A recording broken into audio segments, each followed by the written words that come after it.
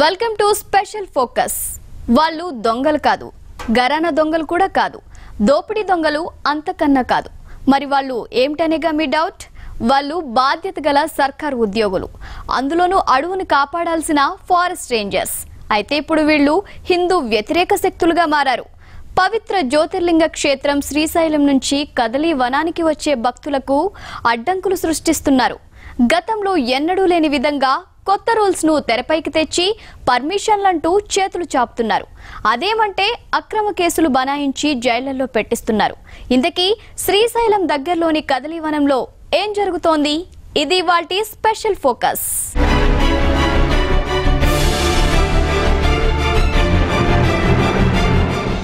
శ్రీశైలం పవిత్ర జ్యోతిర్లింగ క్షేత్రం. తెలుగు రాష్ట్రాల నుంచే కాకుండా దేశం నలుమూలల నుంచి కూడా భారీ సంఖ్యలో భక్తులు ఇక్కడికి తరలి వస్తూ ఉంటారు.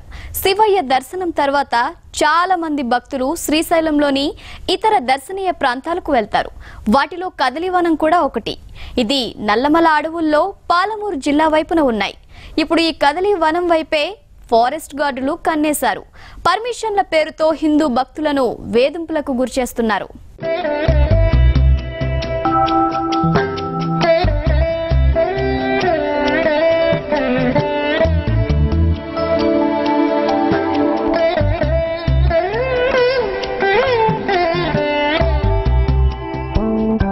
కదళీవనం శ్రీశైల మహాక్షేత్రంలో నెలవయ్యున్న అద్భుత రమణీయ ప్రశాంత ఆధ్యాత్మిక స్థలం. శ్రీశైల మహాపురాణం ప్రకారం సాధకుడు చుక్కల పర్వతం పైకెక్కి 3 లక్షల పంచాక్షరిని జపిస్తేనే ఈ కదళీవనాన్ని దర్శించుకోగలుగుతారంట. దత్తాత్రేయుల వారి అవతార పరంపరలో 3వ వారైన శ్రీ నృసింహ సరస్వతి స్వామివారు ఈ కదళీవనంలోనే అదృశ్యమయ్యారు.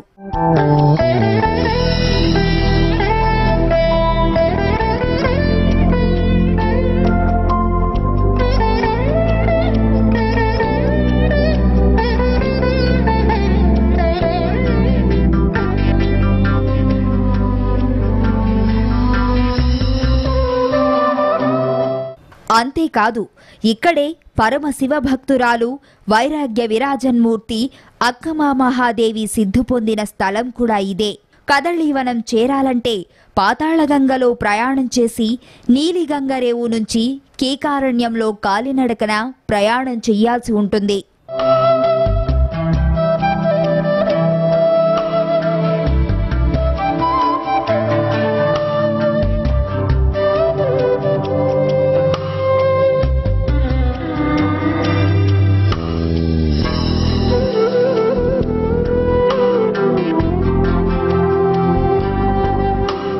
దత్తాత్రేయ స్వామివారి అవతారంగా చెప్పబడే శ్రీ నృసింహ సరస్వతి స్వామివారు ఇక్కడి వనంలో ఎన్నో ఏళ్లు తపస్సు చేశారని భక్తుల విశ్వాసం. శ్రీశైలం నుంచి గంటన్నర దూరంలో ఉండే ఈ కదళీవనం చేరుకునేందుకు కృష్ణానదిలో పడవ ప్రయాణం చేయాల్సి ఉంటుంది.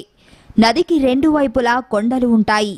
ఈ 2 కొండల మధ్య పారే కృష్ణానదే తెలంగాణ, ఏపీ రాష్ట్రాలను విభజిస్తుంది. ప్రస్తుతం కదళీవనం ప్రాంతం తెలంగాణ వైపు ఉన్న పాలమూరు జిల్లా తీరంలో ఉంది.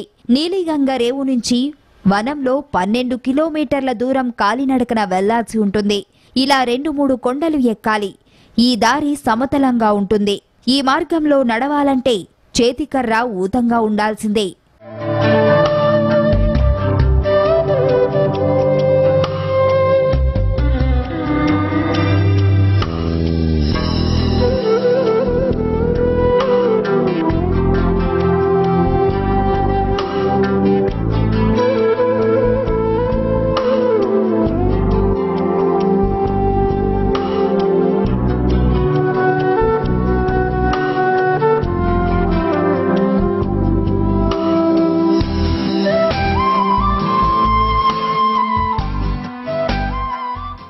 శ్రీశైల మహాక్షేత్రంలో ఈ కదిలివనం వెళ్ళేటువంటి భక్తులకి కదిలివనం వాటర్లో ఓడరేవు పైన 16 కిలోమీటర్లు వెళ్ళిన తర్వాత అక్కడ ఒక ఆశ్రమము శ్రీగిరి దత్త అనే ఆశ్రమం ఉంటుంది. అక్కడ శ్రీ అప్పారావు గారు అనే స్వామీజీ, ఆయనకు దాదాపు 60 ఇయర్స్ ఉంటాయి. అయితే దాదాపు ఈ 25 సంవత్సరాల సంధి ఇట్లా భక్తుల సేవ చేస్తూ ఆయనకు కలిగింది. ఏదో భక్తులు ఇచ్చిన దాన్ని అనుసరించి వాళ్ళకు వచ్చే వాళ్ళకి, పైకి ఎక్కే వాళ్ళకి, పైనుంచి దిగే వాళ్ళకి, కొండ ప్రాంతం దాదాపు ఒక 7 కిలోమీటర్స్ నడవలసి వస్తుంది. కాబట్టి అలాంటి వాళ్ళు అలసిపోయినా అలాంటి వాళ్ళకు అక్కడ ఉండడానికి నివాసం కానీ అనేక రకాలుగా కూడా ఆయన ఆశ్రమ నివాసం ఇస్తున్నాడు. అయితే దాదాపు 25 సంవత్సరాల నుంచి ఇచ్చినటువంటి ఈ ఆశ్రయాన్ని ఇక్కడ ఉన్నటువంటి ఫారెస్ట్ డిపార్ట్మెంట్లో ఉన్నటువంటి వాళ్ళు చాలామంది దాని మీద ఎన్నో రకాలుగా వాళ్ళు అభ్యంతరాలు చేయడము, ఎన్నో డిస్టర్బెన్స్ చేయడం జరుగుతుంది. ఇరుకైన కొండదారి గుండా కాలినడకన ప్రయాణం చేసిన తరువాత దట్టమైన రెల్లుగడ్డి మనకు స్వాగతం పలుకుతుంది. రెల్లుగడ్డి వనాన్ని దాటగానే మనకు గుహ దర్శనమిస్తుంది. ఇక్కడ గుహలోకి వెళ్లాలంటే కాస్త కిందికి దిగి వరుసగా రాళ్లతో పేర్చి ఉన్న మెట్లపై నుంచి జాగ్రత్తగా కిందికి దిగాల్సి ఉంటుంది. ఇక్కడ నరసింహ సరస్వతి స్వామివారి అక్క మహాదేవి విగ్రహాలు ఉన్నాయి. అక్క మహాదేవి ఈ గుహలోనే తుది శ్వాస విడిచారని ఇక్కడి ప్రజలు చెబుతారు.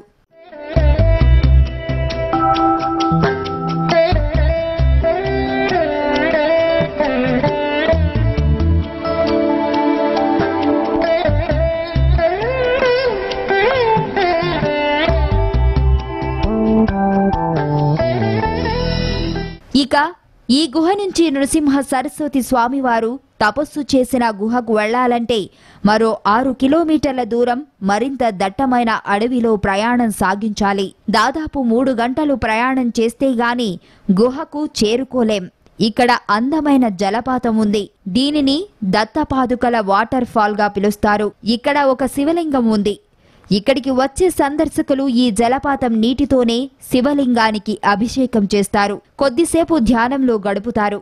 మరికొందరు గురుచరిత్ర పారాయణం చేస్తారు.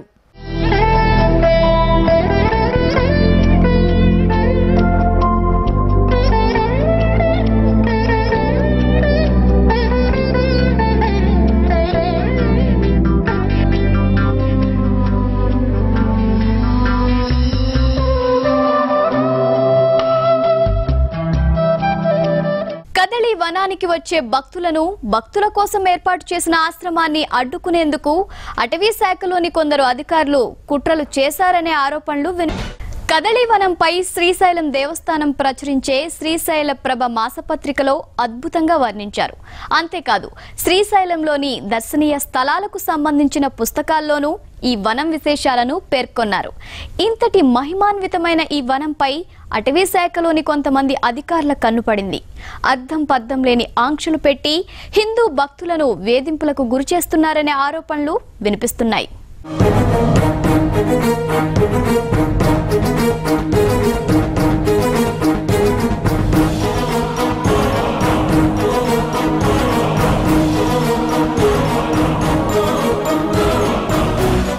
పాతాళగంగ నుంచి 16 కిలోమీటర్ల దూరం ప్రయాణం చేసిన తరువాత తెలంగాణ వైపున తీరంలో శ్రీ గిరిదత్త ఆశ్రమం ఉంది. ఈ ఆశ్రమాన్ని శ్రీముడి అప్పారావు అనే దత్తభక్తుడు 18 ఏళ్ల క్రితం ఏర్పాటు చేశారు. ఈ కదలీవనానికి వచ్చే భక్తులు ఈ ఆశ్రమంలోనే సేదదీరుతారు. ఈ ఆశ్రమం వారే భక్తులకు గైడ్స్ గా వ్యవహరిస్తారు. కొంతమంది దాతలు ఇచ్చిన విరాళంతో భక్తులకు అల్పాహారం, మంచినీరు అందిస్తారు. భోజనాలు కూడా పెడతారు. అంతేకాదు యాత్రలో అలసిపోయిన భక్తులకు సేదతీరేందుకు ఈ కుటీరమే దిక్కు.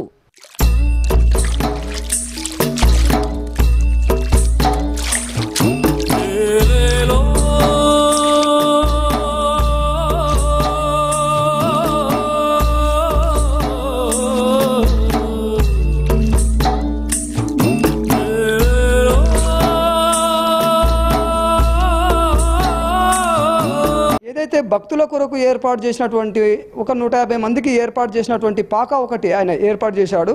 పైనుంచి దిగొచ్చే భక్తులకు కానీ, కింది నుంచి వెళ్ళే భక్తులకు కానీ, ఓడరేవులో ప్రయాణం చేసి అక్కడ ఉండి ఏదో కొద్దిగా తినో తాగో అక్కడ నుండి తీసుకొని పైకి వెళ్ళేవాళ్ళు. లేదు పైనుంచి నడిచి వచ్చిన వాళ్ళు కూడా రెస్ట్ తీసుకోవడానికి చాలా ముఖ్యమైనటువంటి ప్లేస్ అది.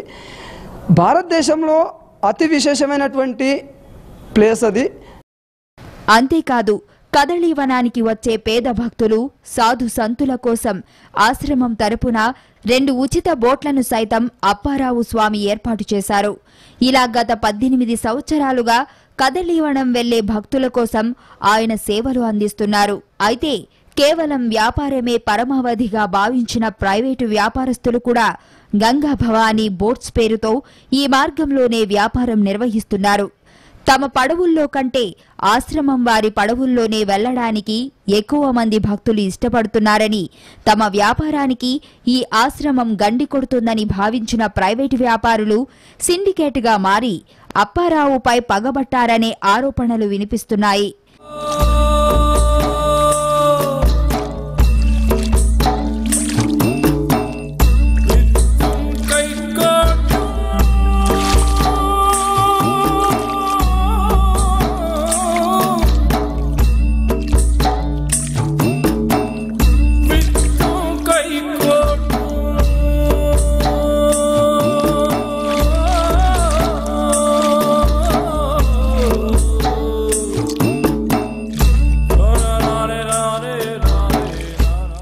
ప్రైవేటు వ్యాపారులు అందరూ సిండికేట్గా మారి చట్టంలోని లొసుగులను అడ్డం పెట్టుకుని శ్రీగిరిదత్త ఆశ్రమంపై అటవీశాఖ అధికారులతో కలిసి దాడులు చేయించారని అంటున్నారు.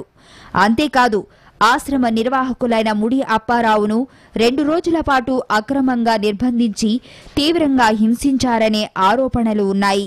25 సంవత్సరాల నుంచి ఇచ్చినటువంటి ఈ ఆశ్రయాన్ని ఇక్కడ ఉన్నటువంటి ఫారెస్ట్ డిపార్ట్మెంట్లో ఉన్నటువంటి వాళ్ళు చాలామంది దాని మీద ఎన్నో రకాలుగా వాళ్ళు అభ్యంతరాలు చేయడము, ఎన్నో డిస్టర్బెన్స్ చేయడం జరుగుతుంది. 2002లో మున్ననూరు కస్టడీలో ఇతన్ని రాత్రిపూట తీసుకుపోయి ఎలాంటి ఇతను చేయని తప్పుకు ఇతన్ని బెదిరించడానికి తీసుకుపోయి కస్టడీలో ఉంచారు. కస్టడీలో ఉంచడానికి కూడా అవకాశం ఎలాంటిది ఇతను తప్పు చేయలేదు. అదే ప్రకారంగా ఆ రోజు రాత్రి కస్టడీలో ఉంచేసి సెకండ్ డే సాయంత్రం అతన్ని వదిలిపెట్టడం జరిగింది. ఇతను వచ్చేసి రవికుమార్ FSO అనే వ్యక్తి ఇతన్ని తీసుకుపోయి కస్టడీలో పెట్టారు. దాని మీద ఎలాంటి లీగల్గా FIR బుక్ చేయలేదు, ఏం చేయలేదు. కానీ అతన్ని ఏ విధంగా తీసుకుపోయి పెట్టారనేది దానికి ఎలాంటి ప్రూఫ్ లేదు. మళ్ళీ సాయంత్రం విడిచిపెట్టడం జరిగింది మర్నాడు. అంతటితో ఆగని మహబూబ్ నగర్ జిల్లా అమ్రాబాద్ మండలంలోని మన్ననూరు అటవీ అధికారి, Achampet divisional forest officer, DFO, ఈ ప్రాంత సర్కిల్ చీఫ్ కన్జర్వేటర్, CCFO అందరూ కలిసి ఈ ఏడాది జనవరి 30వ తేదీన శ్రీగిరిదత్త ఆశ్రమాన్ని దౌర్జన్యంగా నేలకూల్చారని ఇక్కడి వారు చెబుతున్నారు. ఆశ్రమంలోని దేవుని గదిలోని తమ బూటు కాళ్లతో ధ్వంసం చేశారని, అలాగే అధికారుల ఈ దుశ్చర్యలను అడ్డుకోబోయిన అప్పారావును సైతం తీవ్రంగా కొట్టడం జరిగిందని ఇక్కడి వారు చెబుతున్నారు.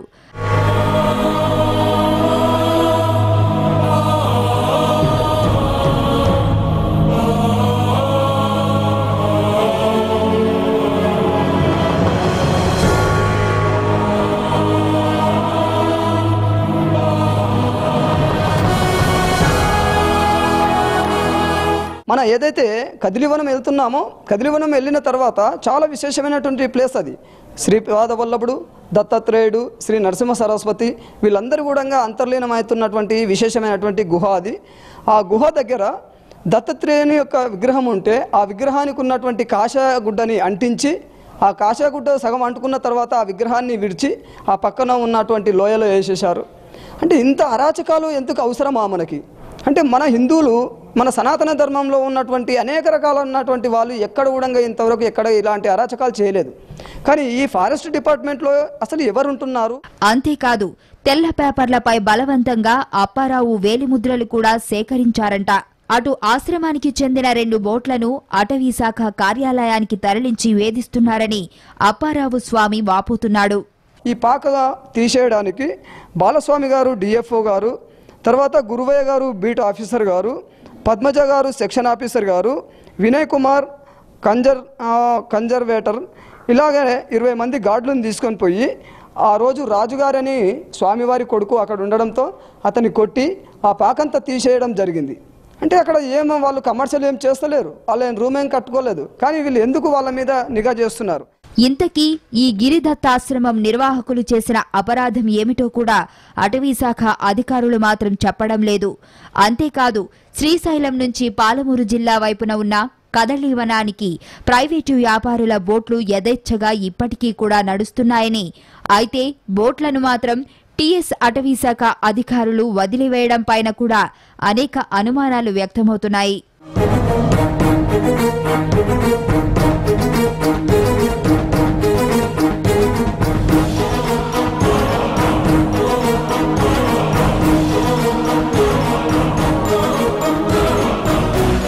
కదలీవనంలో పాలమూరు జిల్లా అటవీ శాఖ అధికారుల తీరుపై మరిన్ని వివరాలు తెలుసుకునే ముందు స్పెషల్ ఫోకస్ లో షార్ట్ బ్రేక్ తీసుకుందాం. చూస్తూనే ఉండండి భారత్. కదలీవనానికి దేశం నుంచే కాదు విదేశాల నుంచి కూడా పెద్ద సంఖ్యలో భక్తులు తరలి వస్తారు.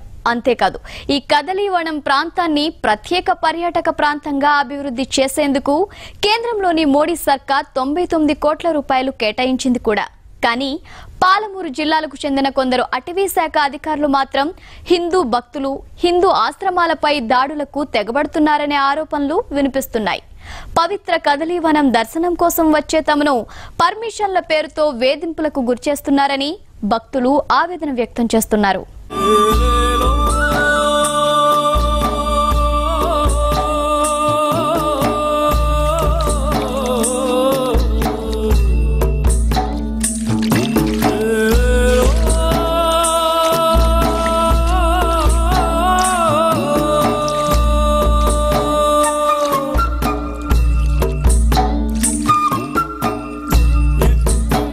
శ్రీగిరిదత్త ఆశ్రమాన్ని విధ్వంసం చేసిన తర్వాత కూడా పాలమూరు జిల్లా అటవీ శాఖ అధికారుల కోపం తీరలేదు. హిందూ భక్తులు వెళ్లే కదలీవనంలో దత్తాత్రేయ విగ్రహాలను సైతం ధ్వంసం చేసి లోయలో పడేశారు.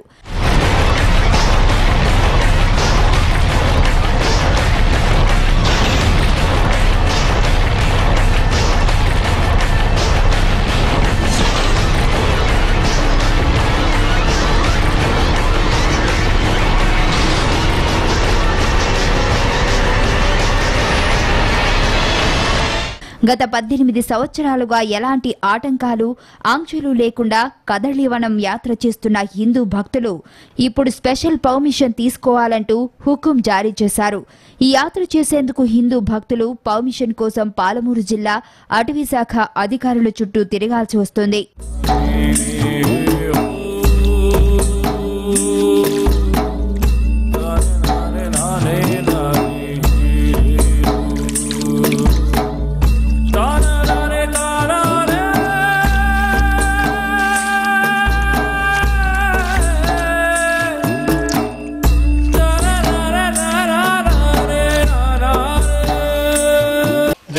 फॉरेस्ट म्हणून सिक्युरिटीसाठी यांनी स्वतःची पोस्ट इथं उभी करायला पाहिजे. तुम्ही चेक करा त्या लोकांना. तुम्ही जी परमिशन मागता परमिशन कुठल्या गोष्टीसाठी घ्यायला हवी. परमिशन तर आमच्या देवाला जायला आम्ही परमिशन मागायची का गव्हर्नमेंटकडे? हे चुकीचं वाटतं. आणि यांनी स्वतःची पोस्ट उभी करावी इथे आणि त्यांना काय जे चेक करायचं आहे ते चेक करावं. అటు కదళీవనానికి వచ్చే భక్తులు సైతం అటవీ శాఖ అధికారులు తీరుపై ఆగ్రహం వ్యక్తం చేస్తున్నారు. ఇది హిందువుల సెంటిమెంట్ను అగౌరవపరచడమేనని, అయినా దేవుడి దర్శనానికి కూడా అటవీ శాఖ అధికారుల పర్మిషన్ తీసుకోవాలా అని ప్రశ్నిస్తున్నారు.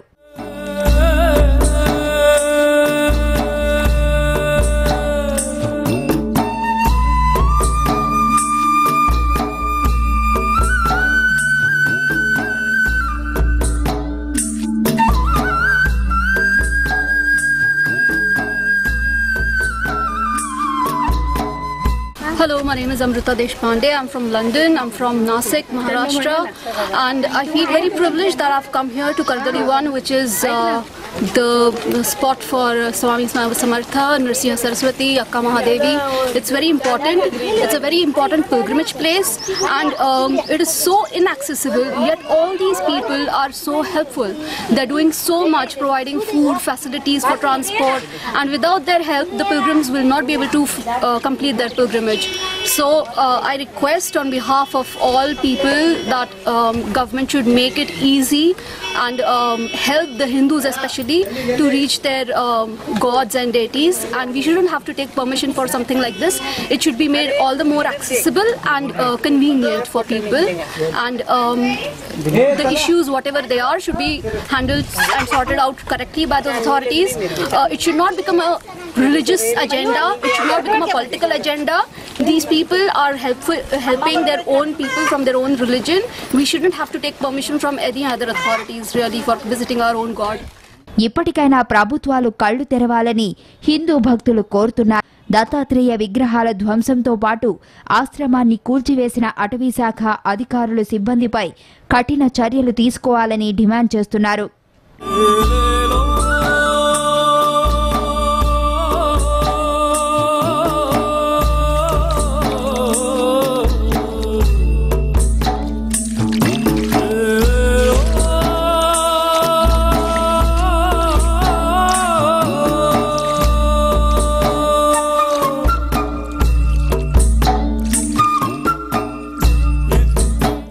అటు పాలకులు ఇటు ప్రభుత్వ అధికారులకు హిందువులంటే ఎప్పుడూ లోకువే. హిందూ పండుగల పూట వ్యాపారులు రేట్లు పెంచినా పట్టించుకోరు. ఇక ఆర్టీసీ గురించి ఎంత తక్కువ చెబితే అంత మంచిది. పండుగల సీజన్లలో టికెట్ల రేట్లను అమాంతం పెంచేస్తారు. ప్రభుత్వ భూములను కబ్జా చేసి ఇతర మతాల వారు ప్రార్థనా స్థలాలు కట్టినా పట్టించుకోరు. ఇప్పటికైనా హిందూ సమాజం జాగృతం కావాలి. జరుగుతున్న అన్యాయాలపై ఆందోళనకు సిద్ధం కావాలి. ఇది వాటి స్పెషల్ ఫోకస్. మరో ఇంట్రెస్టింగ్ టాపిక్ తో మళ్ళీ కలుద్దాం. చూస్తూనే ఉండండి భారత్ టుడే. దేశం కోసం, ధర్మం కోసం.